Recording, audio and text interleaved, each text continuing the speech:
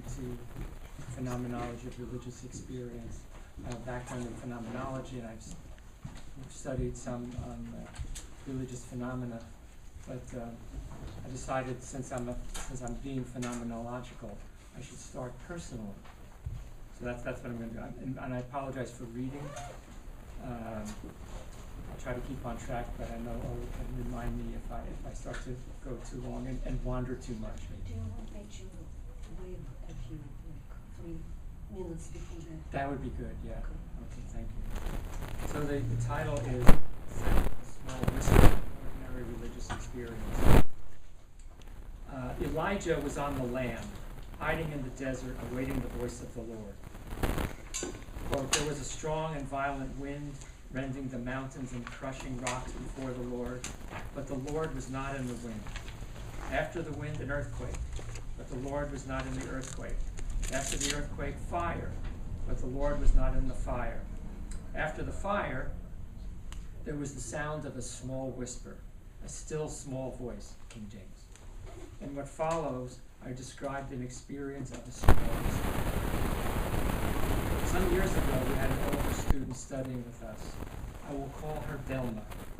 She enrolled to finish a degree which she had begun in the 1950s before a growing family prevented her from completing it. Delma was in her 60s, taking classes much One summer, she jumpstart on her senior theses, she became seriously ill. After hospitalization, one of her daughters took her to another city to help with her recovery. I lost touch with her. Then after a few years, an email came from another daughter who said that her mother desired, despite some disability, to complete her degree. My dean was supportive of the plan we worked out, and the first step was to complete her thesis. The topic was loneliness. Her daughter took dictation and typed up a draft. When the daughter sent it to me, she said that she had learned much about the hardship of her mother's life and that working on the thesis had brought them closer. Not only working on a thesis, but working on the experience of loneliness was particularly important. When I received the draft, my first inclination was to sit on it for a while, as there was no rush at this point in the semester. Anybody who's ever taught will know this experience. But for whatever reason, I did not delay immediately in sending it back to the corrections.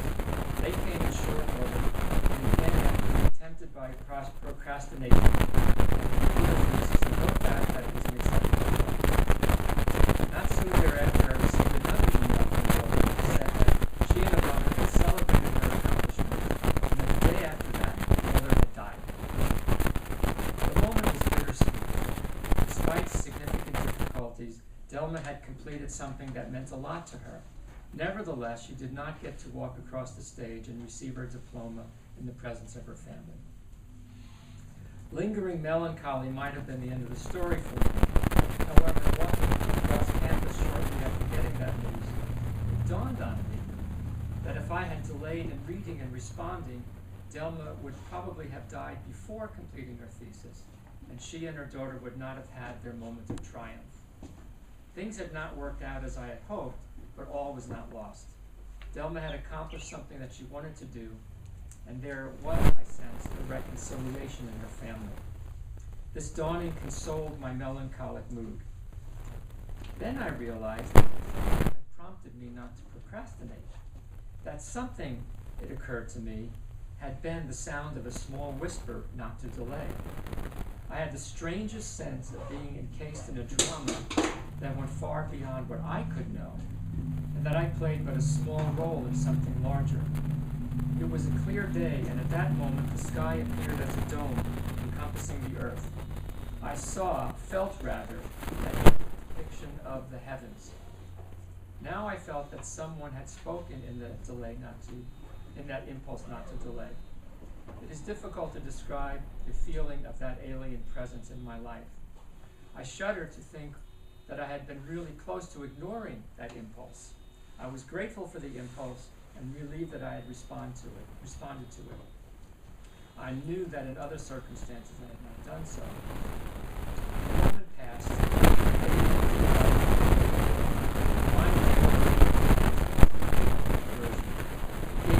uncertainties about the nature of the subtle awareness of what William James described as the more, which in religious experience we feel ourselves connected, whose loneliness was for a time relieved. So that's roughly the experience. And I want to begin these initial phenomenological reflections. Phenomenological investigation can begin with one's own experience, and that is what I have done, at least to learn my own biases in this area. I would call the experience one completely compatible with secular interpretations. First, I could have said that the impulse not to procrastinate arose simply from subconscious thinking, which had grazed the threshold of conscious awareness. That impulse did emerge from subconscious, but it did not seem to originate there. I could also say that the impulse not to delay arose because I was aware that Delma was not in the best of health. I could add that I felt an ethical obligation to her because of her past efforts, despite many obstacles. So the impulse not to delay to reply to her thesis was not really foreign to me, only the urgency I felt to read it. Quite spontaneously, I interpreted the experience in the moment of realization as an experience deemed religious. The religiosity of the religious experience was the sense of having been guided, of having responded to something that at the time I did not recognize, but later experienced as guidance. Second, I could have concluded that the moment of clarity was actually a simple association of ideas. The usual set of circumstances, accepting a thesis and Delma's dying, was a coincidence. However, because of my own background, a religious meaning came readily to mind. I have often heard others say how they found the Lord intervening in their lives. It's the kind of thing one says.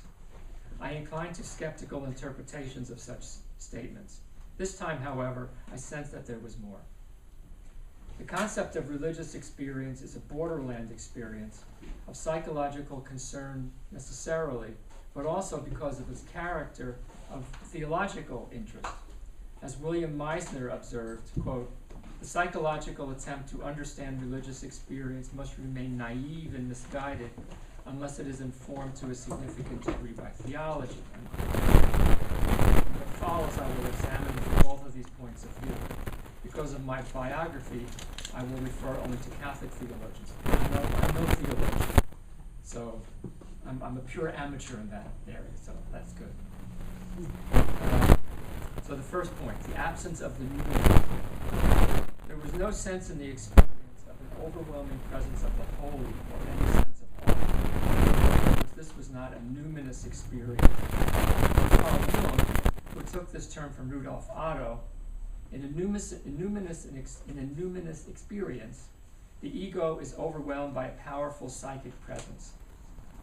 Mystical and psychotic experiences can both be numinous. Victor White, the English Dominican who sought to reconcile or sought to collaborate with Jung, described the characteristics of numinous experience. He said the person is purely passive to them. They seize him in spite of his conscious attitude and intentions, with feelings of awe and fascination, and are therefore of a wholly irrational character, unquote. Such experiences were considered, quote, the primary religious experiences, according to Otto and to James before him. White noted, however, that numinous experiences do not always have religious significance, and that religious experiences are not always numinous. He disputed the idea that the numinous lay at the heart of religion, as such experiences can also issue in what he calls magic, superstition, art, and poetry, as well as psychopathology. For Victor White, quote, whatever purely passive and indeed overwhelming experience may underlie religious experiences, they always consist in some active response on the part of the individual. Such responses are various and include assent and worship. Bringing these observations to bear on the experience I described, what stands out is the play between activity and passivity. There was no sense of being overwhelmed by a higher power. There was, however, a sense of playing a role in a larger drama that I did not write. Moreover, there was what I would claim to be empirical support. I saw the sky as a dome. This fleeting perception gave objectivity to the experience. However, the appearance of the dome does not guarantee that the experience was anything more than a comforting self-deception. As the psychologist of religion, André Godin, wrote, quote, "Nostalgia for a variety of all-inclusive, integral, and pacifying experiences persist. A direct divine presence would transform doubts into certainty, unquote. Nevertheless, the felt consolation of the experience, even if it resonates with nostalgia, does not invalidate it. It does indicate that the event had deep effects." So second, the social character of the experience. In discussing what he calls the Christian experience, the theologian Angelo Scola writes, quote, "Talk of Christian experience in the comprehensive sense of a life containing its own logos necessarily implies a constitutive link with the Christian community, which is the commensurate subject of this experience," unquote. In the experience I described, my role was secondary. The center of the action was elsewhere, with the student and her daughter. The center of the action was off stage, so to speak. I learned of it only when the daughter contacted me to say that her mother had died. Without my participation, or if I had delayed reading the thesis, the reconciliation of mother and daughter may have occurred anyway. Who knows? My felt sense when I realized that I had responded to a small whispering voice was one of relief. I had not failed by omission. Never in my life had I experienced so directly what I could call the action of God in the world. The experience involved other people at every turn. There was Delma, who wrote the thesis, and her daughter, who typed and emailed it to me. There was my dean, who supported the unusual plan for Delma. There was the chair of another department, who authorized an unconventional arrangement for Delma to complete a course she had not yet taken. Colleagues in my department affirmed the plan as well. Everyone wanted to do right by the student, so there were no obstacles to my acting as I did. The sense of goodwill suffused the moment of insight that I had. So, next, the communal character of the experience. The experience was social in another way as well. The theologian David Kuntz describes Joseph Ratzinger's conception of such events for someone with my background. According to Ratzinger, Christian experience begins in the ordinary course of communal experience, but it relies for its future course on the extent and richness of the experiences already accumulated throughout history by the world of faith, unquote. That is, we can understand the experience in relation to the history of Christian experience of God who acts in history. For me, this interpretation in light of collective experience was a horizon for conceptualizing the event. The community of interpretation is important in another respect as well. Kuntz points out that, quote, although experiences are immediate and self-imposing, they are not self-authenticating, unquote. One must ask if such an experience, quote, generally derives from the reality we take to be its origin, unquote. Such discerning would be part of the interpretive questioning posed to the experience, such interpretation being part of the experience, which does not happen merely at its occurrence, but also in its subsequent history. The negative character of the experience. The moment when the lights came on for me in the experience was something of a shock. Not a trauma, to be sure, but a realization that my actions were not what I had thought them to be. To grasp this aspect of the event, I turned to Gadamer in his account of experience, Erfahrung, in Truth and Method. Gadamer wrote, quote, language shows that we use the word experience in two different senses. First, there are the experiences and the new experience that occurs to us. This latter experience in the genuine sense is always negative. If a new experience of an object occurs to us, This means that hitherto we have not seen the thing correctly, and now we know it better, unquote. Not only something new experienced, in the experience of this sort, one comes to new self-knowledge. For Gadamer, experience has the structure of a reversal of consciousness. This reversal is the experience that something is not what we supposed it to be. The negation of in my own experience did not happen immediately. An experience is not momentary. It continues. Thinking about it, in remembering it, in acting. The negation of form of question. What was the impulse to act not mine alone? What had changed so that now I called it the sound of a small whisper? Moreover, the reversal reverberated. How frequently have I not responded to that small whisper? An uneasy thought, given what I had experienced. So now I want to turn to the dome, the sky. In discussing religious experiences, the psychoanalyst W.W. Meisner stressed the developmental perspective, not to reduce them to infantile wish fulfillment, but to indicate that there are levels of religious experience which reflect the developmental attainments of various phases of the developmental progression, in his words. While I do not pretend to psychoanalyze my own experience, it is important to note the presence of transitional phenomena, which Meisner saw as significant in such experiences. I refer to the perception of the sky as a dome. This perception was neither a hallucination nor a delusion, since I knew perfectly well that I was seeing the sky as if a dome, the way ancient cultures in the Near East portrayed it in their conception of the cosmos. The sky as dome was something objective or worldly, namely the blue sky, and something subjective, namely the fulfillment of a desire to be connected to a loving, transcendent other.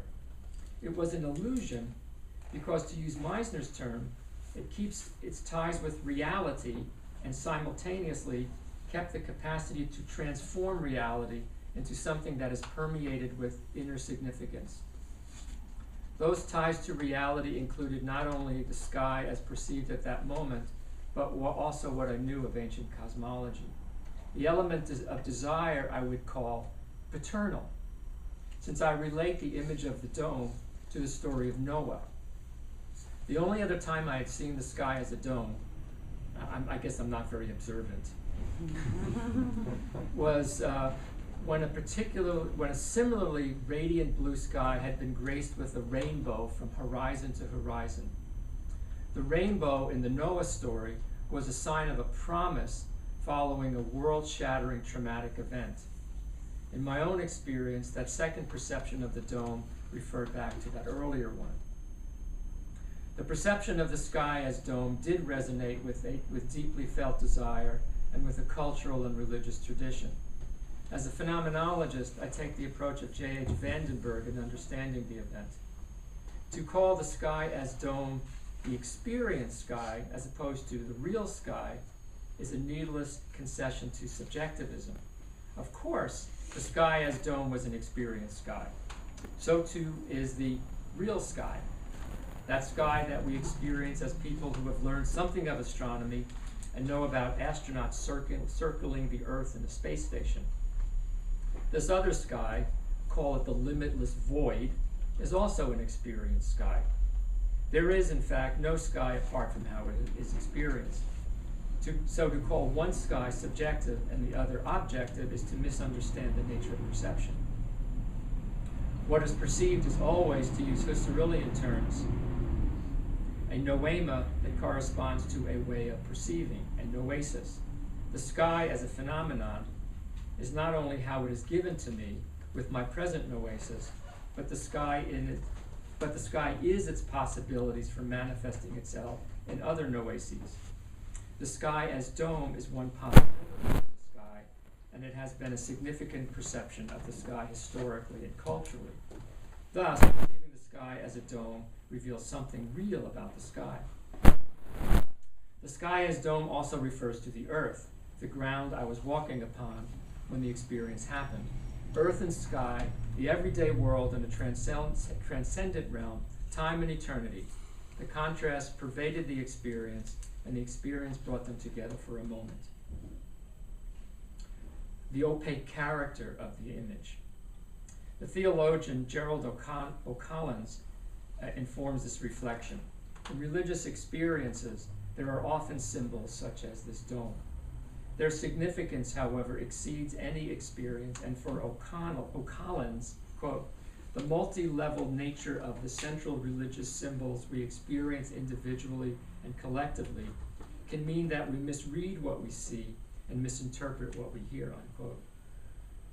I take this to imply that the meaning of the dome is not self-evident, despite the surprise of seeing it and the consolation that followed. In Jung's term, that image asks for amplification to draw out its significance. That interpretation would proceed in two directions: to the personal, in light of my mood at the time, and to the objective, that is, to the exploration of the sky as dome image in the Judeo-Christian heritage. Far from being self-evident, the experience was opaque and, in that sense, transcendent. The image and the symbolic order. The dome's appearance was in one sense fortuitous, suggested by a bright, clear day. In another sense, it, or something like it, was perhaps inevitable, according to Antoine Vergote, a psychologist and philosopher. He writes, experience occurs only within an interpretive framework, unquote. A symbolic form mediates experience and inserts it within a religious tradition.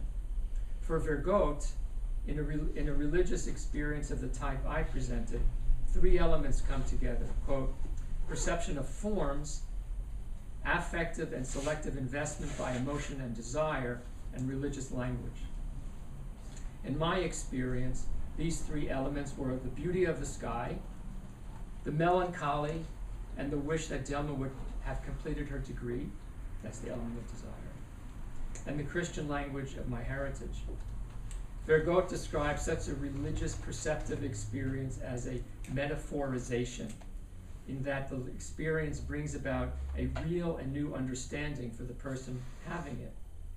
The metaphor can be stated simply. The completed thesis is a rainbow. That was not an understanding I had at the time. It came with time and reflection as the experience was prolonged in memory and thought. In the Noah story, the rainbow appeared after the entire earth had been devastated, its peoples and other creatures almost entirely destroyed. My religious experience, nowhere nearly as traumatic, did follow news of a death. So, approaching the conclusion here. How am I doing on time?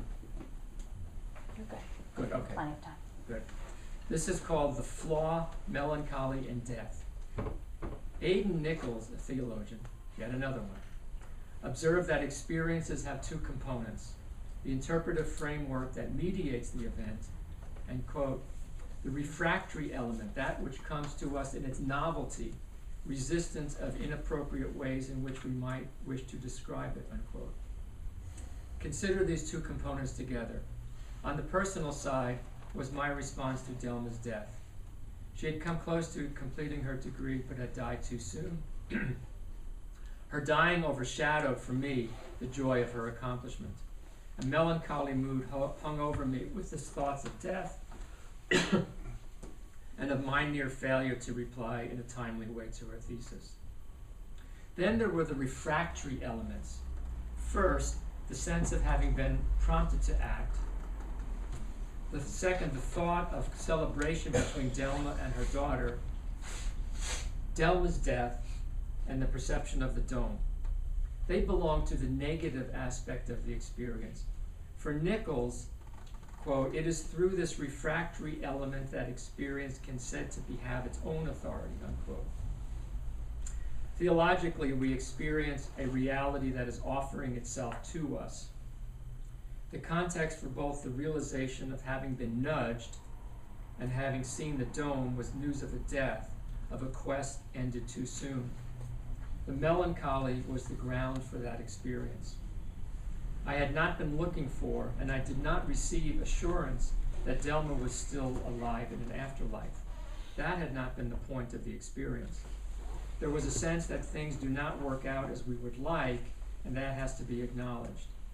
Despite the sadness and the wondering how things might have worked out differently, there was consolation, out of the blue, so to speak. Some reality was offering itself to me. In the moment, I did sense something for me.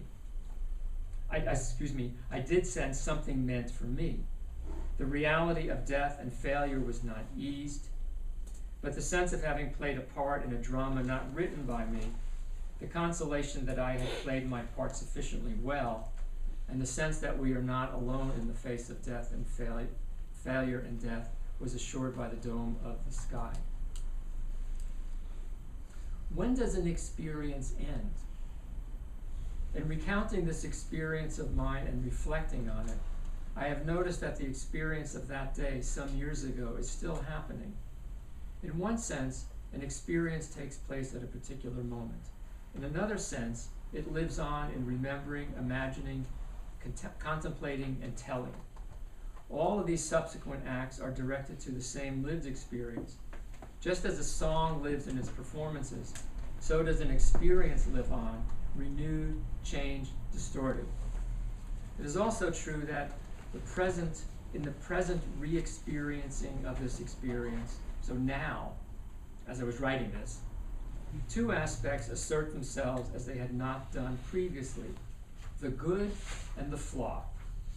The good refers to the overarching sense of the event, as something good occurring in the presence of a death. The reconciliation was good.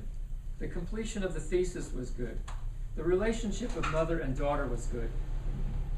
At the same time, I have recognized those moments subsequent to my little epiphany when I have not listened to that little whisper. It is as if I must still learn from the experience, which calls me out of my familiar and taken for granted routine and venture into a new world promised by the arch in the sky. So, just a concluding reflection. Are all experiences potentially religious? To this question, it seems that theology and psychology give different answers. For a Catholic theologian like Aidan Nichols, all experience has the potential to be or to become a religious experience. Why? Because as we consider secular experiences, quote, we can come to discern more fully the reality that is offering itself to us in our personal depths. And this reality must inevitably say something about the God who is the creator of all things visible and invisible, unquote. This is not to insist that such a realization must occur. It is to say that the reality of the divine is a horizon or possibility of any experience whatsoever. Psychologically, because all experience occurs within a symbolic order, that horizon is not invariably present. Graham Richards, a historian of psychology, in a book called Psychology, Religion, and the Reality of the Soul. What's it called? Psychology, Religion, and Nature of the Soul, and Historical Entanglement. Richards asserts that, quote, the notion that all people share some deep spiritual yearning is nonsense. That's a little bit vague, I know. And that such a desire is not necessary for a meaningful life, a secular structure of experience common in our time. Psychologically, it does not seem reasonable to say that such people are missing something. Christian theology makes a different claim, however. Only occasionally do the twain meet. Thank you.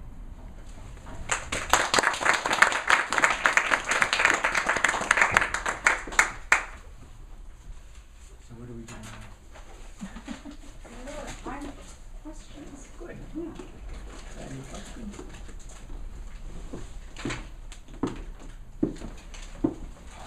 Well, it's hard to make up questions on the fly, Sure. but first of all, did make a distinction between psychology and phenomenology. People do have personal experiences, and that he called psychology. Phenomenology was supposed to get past that, using the reductions and so on. So, how did you have a psychological experience or a phenomenological experience? Well, it depends when. I mean, at the time it was, I would say, it was a psychological experience in the sense that what stood out to me was what was appearing. It was only later that when I reflected on it, I got back to the, the conditions of possibility for that experience, and I would see that as a phenomenological move. So I don't know if that goes towards what you're asking, but I was interested in exploring the phenomenon in terms of its noetic and noemic relationships as I went through this. I'm triggered by your last comment. Does every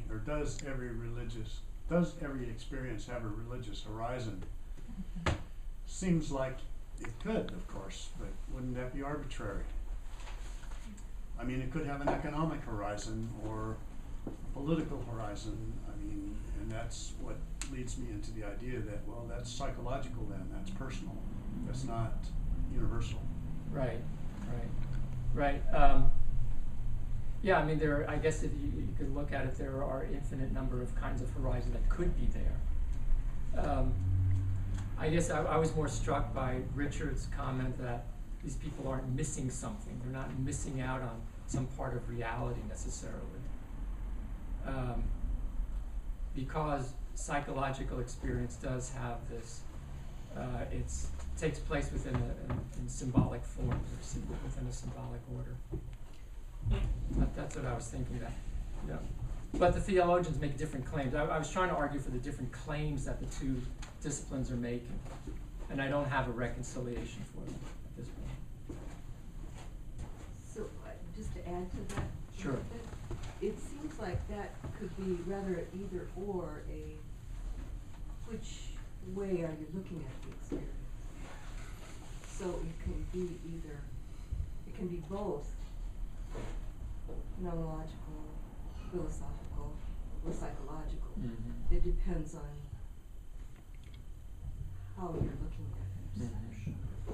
So I saw both. Mm-hmm. Yeah.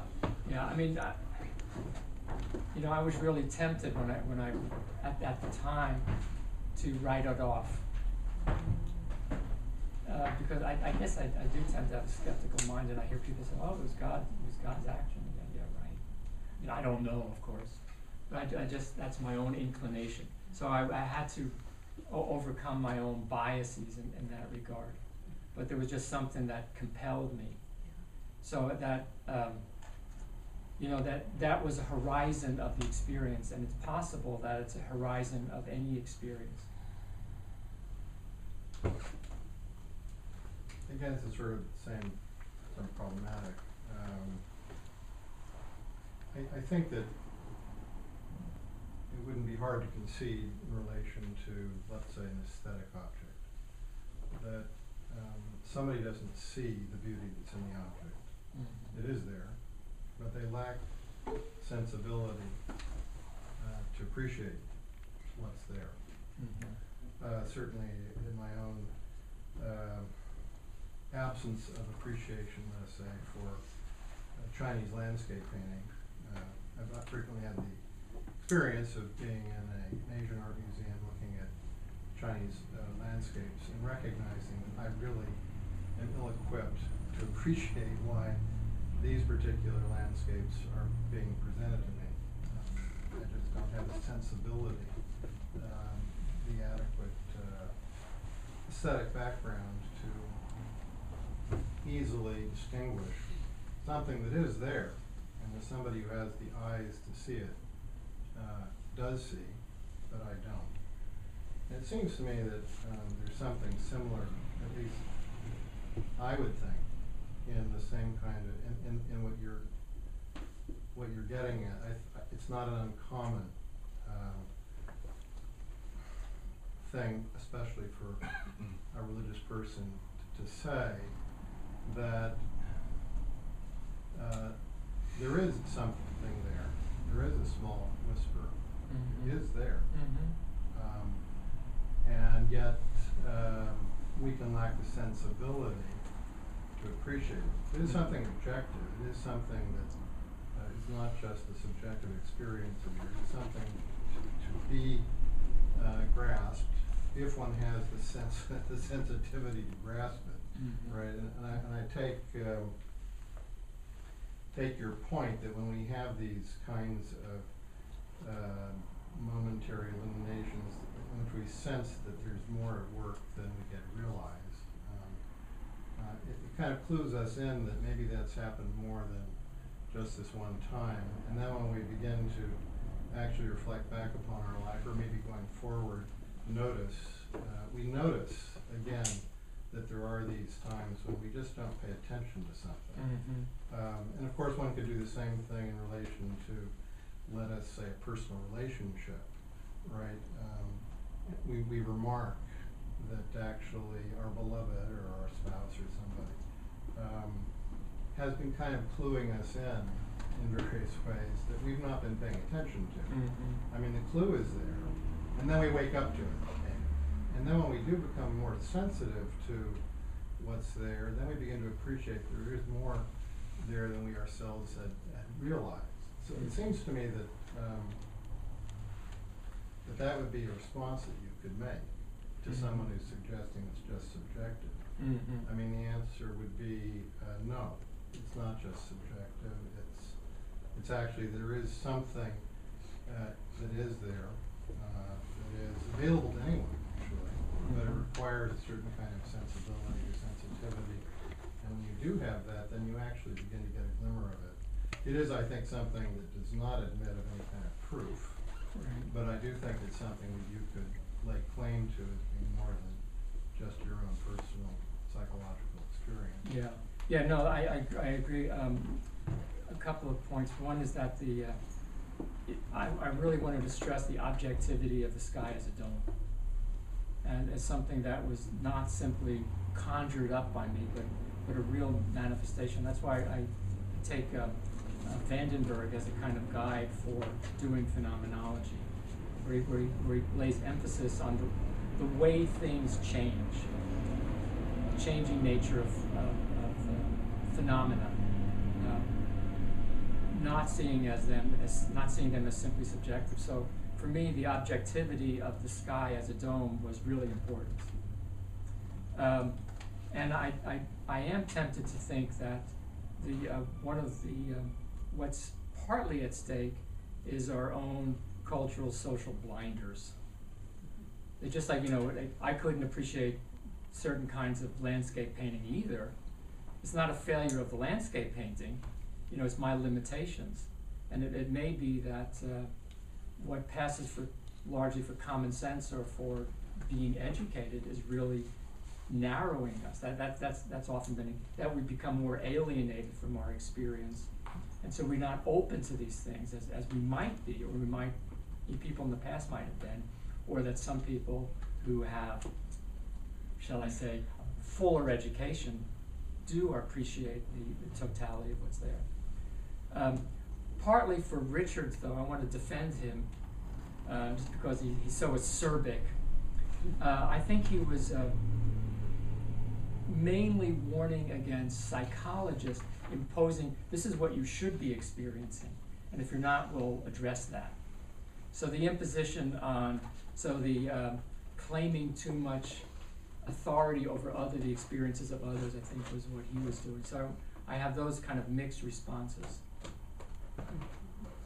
Well, would you share the change of perception, or it's not even perception or understanding, just this whole gestalt of the sky as a dome?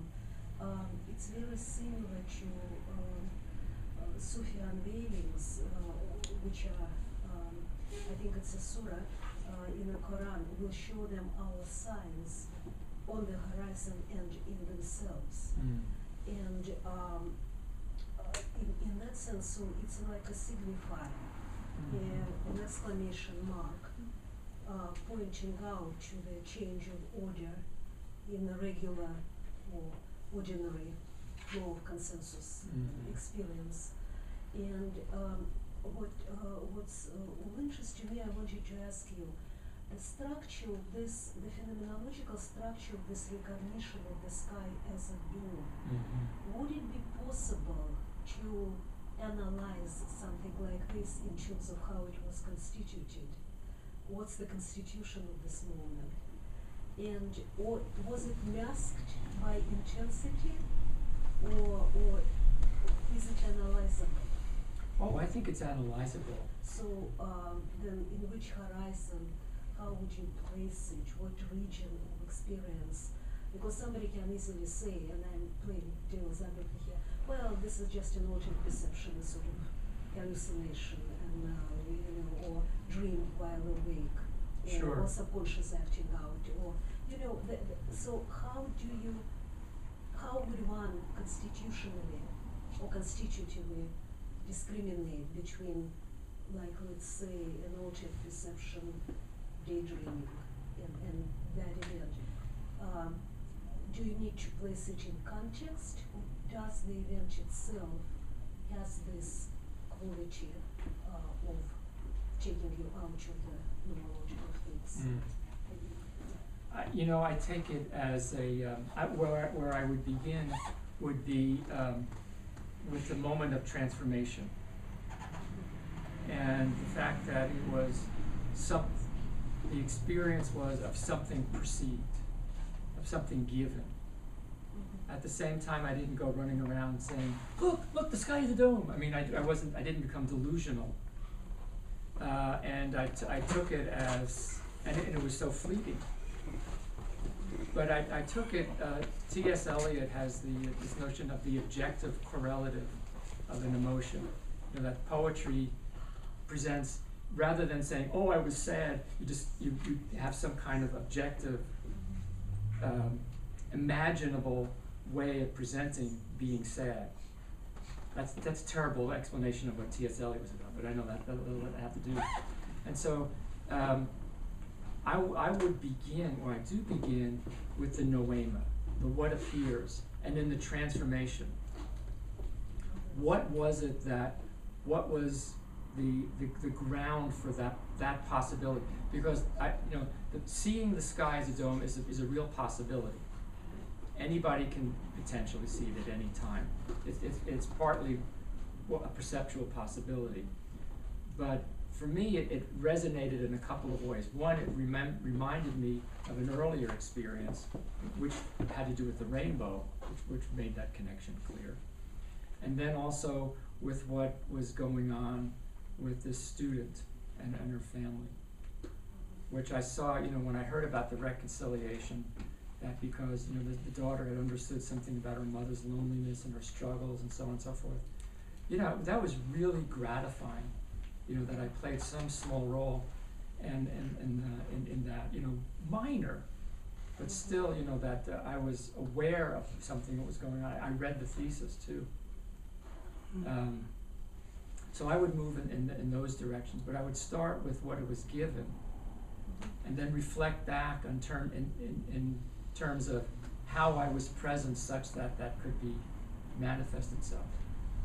Does that make sense? Oh yeah, it totally makes sense. It reminds me also shamanic language. They say gifts, that there are gifts. Like, for example, there was this time in life when I received certain gifts, so your experience would be qualified, I think, as a gift. Indeed, it was. It was a gift. It was a given. Exactly. Right. Yeah. Exactly. Something given. Take that. Seriously. I sense that melancholy, a sense of melancholy, is a kind of providing the horizon for you, so that I think the sky is not something out there, but the melancholy, not as a personal sadness or but including all your relation with her and her family, and that kind of sense, maybe that's James, in the terms of treating, the providing, and when you return to that melancholy, you can have that kind of sky Yes. as a doom. So, Yeah. Yeah, no, I agree. If I were to develop this more, I'd talk about religious melancholy. I mean, it wasn't like an overwhelming depression, like I need drugs or something, but it was a sense of sadness. You know, in Heideggerian terms, it was my attunement. I was attuned in a melancholy way. You know, I've had the opportunity to teach a course on melancholy with a colleague in philosophy, and we read big chunks of Robert Burton's Anatomy of Melancholy. But you know, he makes a distinction between melancholy as a kind of passion or a disease with just the ordinary melancholic sense that, you know, there's death, there's destruction, there's all kinds of limitation and failure. Life is not a bed of roses and so on. That's just a part of life. right. So it was more that it was that that melancholy disposition or attunement that provided the ground from which the other thing could happen. Yeah. In part, because something broke through that. It's interesting to note that as we're doing more studies in science of consciousness, that the psychological and the numinous and the phenomenological find a sort of arc of continuity, such that if you were, and as you're mentioning, being attuned to her passing, we're understanding there's many documentations of transitions that occur as people are passing in terms of their own psyche and phenomenological transitions in consciousness.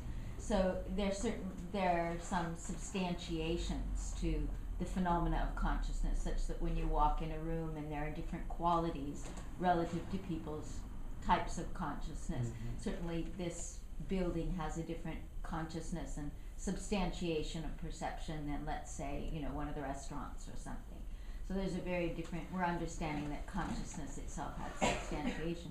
So you may have even been experiencing something relative in your own perception to perceiving her in transition, or the consciousness relative to her transition, and the doming and the shifting and something of that nature. Yeah, no, that's a good point. I wanted to get a couple of images, but I didn't get around to it. There was one, I wanted to get a picture. I've seen drawings of like how the ancient Near East imagined the cosmos, with the dome above and the dome below and all the waters all around it on the outside. That would have been one. And the other would have been one about the pilgrim breaking through the dome. I don't know what it's called or who wrote it, who drew it. But it shows the dome of the sky, and it shows a pilgrim breaking through that to the other side. Is that Blake? I think so. Okay. Well, it should be if it's not. Yeah. Right. But if, that there is some. I agree with you that there's more that I just don't know yet. So I don't see this experience as dead or over for me yet. Yeah, well, I think that what Khan made me think that there is a sort of like a dimension of intersubjectivity, which is temporarily, in a sense, extended beyond the actual interaction, because the person is already not there, but in the body, somebody whom we can relate to. But there is this continuous interaction and synchronicity, and I think that is actually described in literature when people pass. That there can be synchronous perceptions in other people, but it's like nearly we're entering into realms of parapsychology. Yeah. Yeah. It can be probably phenomenological. No, there's something that there is a continuing relationship. But I don't want to say it on camera. No, for confidentiality reasons. Well, that's true. We can edit it. Do you want to? I'll stop it. Could you stop it? Because I do want to tell you what happened after this. Sorry. Yeah, okay. But I didn't want to do it